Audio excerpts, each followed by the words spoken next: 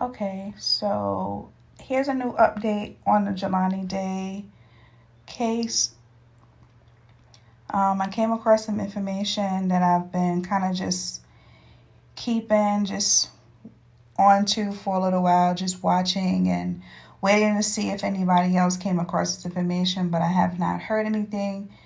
So, and another reason why I like to do that is to kind of just listen to what other people have to say and kind of just compare it to what I think.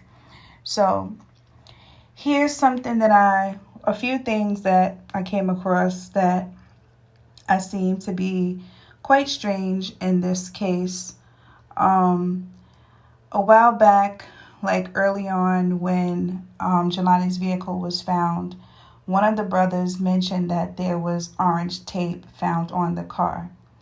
And upon doing some research, I learned that orange tape is used for uh, markings of the roads.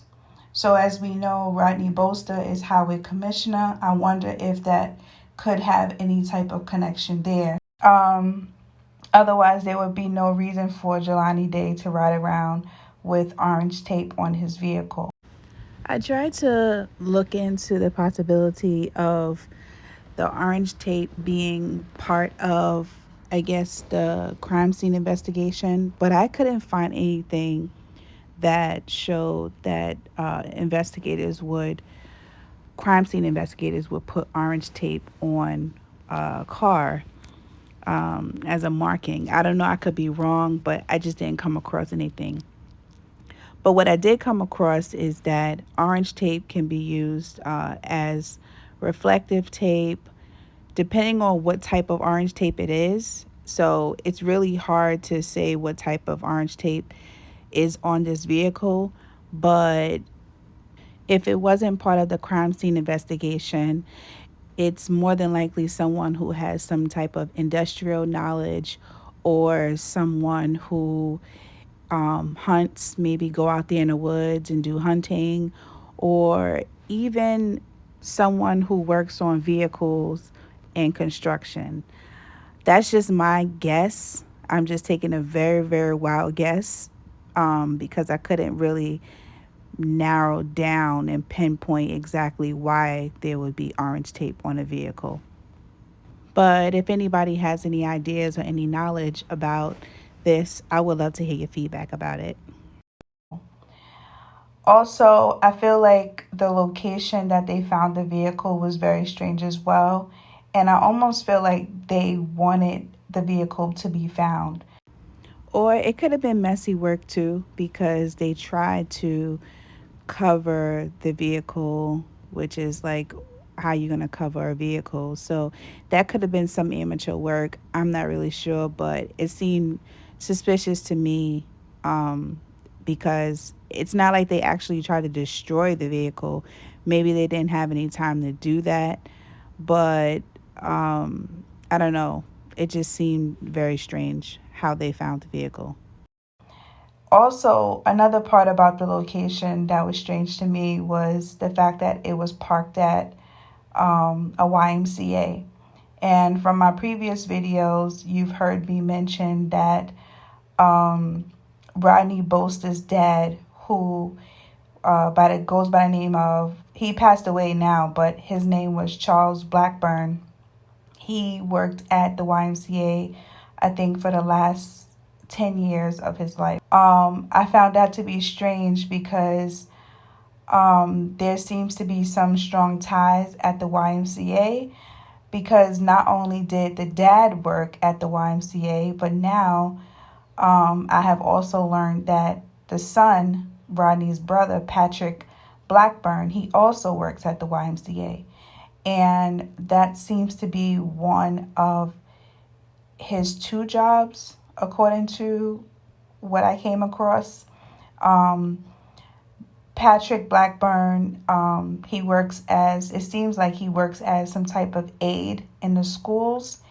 And he's also at the YMCA. To my knowledge, it's not the same location as where Jelani's Jelani Day vehicle was found. However, that does not say that Patrick Blackburn maybe did some previous work at the Peru YMCA, or maybe he had some type of connections there. Maybe he just was more familiar with the environment. I don't know. This is all speculations according to my opinions. And I just found that to be very strange that, number one, the orange tape, and then number two, the YMCA location found at the vehicle.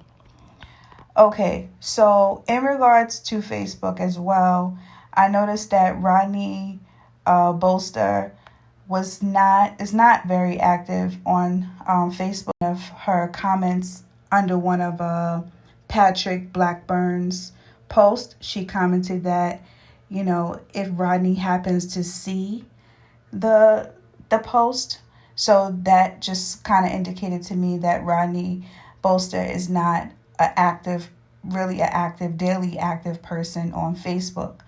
But strangely, although he's kind of like a ghost on Facebook, it was something about Jelani's death that was significant enough for him to change his profile picture on the same day that Kara changed her profile picture as well, on October 14th. And as we know, he changed his profile picture to a picture of the woods. Don't know if he's trying to send a message or he's mocking Jelani's Day death to even have a picture like that, knowing that Jelani Day family is grieving and this young man was found in a river dead. And you just so happen to be married to Kara Bolster. So there's no reason why you would not be aware of the story. And she was the one who reported him missing. So a lot of connections there that I'm just seeing and I find to be very strange. In addition to Facebook, Kara Bolster has since changed her Facebook pictures, her cover picture and her the other picture, I guess the highlight picture, whatever it is. You can't access much on her Facebook page. However, you do see limited information. So strangely, she went from being concerned about Jelani Day whereabouts to now being a LGBT advocate, encouraging people to express themselves. So I found that to be very odd and strange because I don't know if, what's the motive behind changing your picture in support of LGBT? Are you trying to send us a message that Jelani Day was in the closet struggling with his sexuality? Or are you trying to be deceptive and manipulative and just trying to, put on a public front? I don't know. It's just very strange to me, in my opinion. I came across another picture where Kara, she's like wearing a rainbow wig. And I don't know if that, again, is in support of the LGBT community, but she seems to be kind of fascinated by this community. What is her ties to the community? I would love to know. It could be possibly she's bisexual herself. I don't know, but anything is possible nowadays. Okay, so something that I noticed about Jelani Day Facebook, I was very surprised to find his Facebook page. And when I first came across it, a younger picture of himself and his siblings on his profile. And then the other picture was blank. And then I also was able to see some places where he's traveled and some places where he checked in. And I found it to be very interesting because I know the mom mentioned that Jelani would not have any business dealings in Peru, but sometimes we just never know what people do in in their free time, in their spare time, you know? Like, it's impossible to know everything about an individual. Kind of just looked at the map and see, like, the distance between where Jelani was and Peru is located, and then also where Dansville, Illinois is located. So if Jelani can, I look at it like this. If Jelani could travel the distance back home to his family in Dansville, Illinois, then what really stops him from traveling the other direction to Peru, Illinois?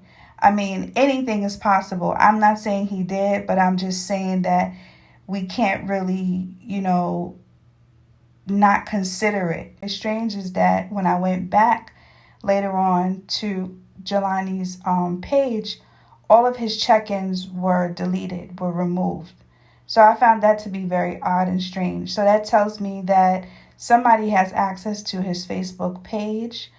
Somebody has been, kind of looking around and seeing what his activity has been on his Facebook page, because I don't know whether it's the police or it's the family, but I do remember that the family mentioned, the brother in particular mentioned that the police allowed him to remove the laptop from Jelani's home when he was reported missing. So I'm just curious to know, maybe they was able to get into the laptop. Who knows if Jelani had a lock on it, but they was able to get into it and kind of see, what he was doing and who he was talking to and things like that. But I thought that was like kind of strange. In my opinion, I don't really have any experience with homicide cases or how, things are done and stuff like that. But in my eyes, I thought it was strange that they would remove his check-ins and off of his Facebook page. Not to say that it means anything, but I just found it to be strange. But these are the things that I came across within the past few days since my last upload video. And I just wanted to share this with you guys and for you to give me your feedback. Let me know what you think. But like I said, I'm going to continue to stay tuned with this case. But until next time, y'all be safe and be well.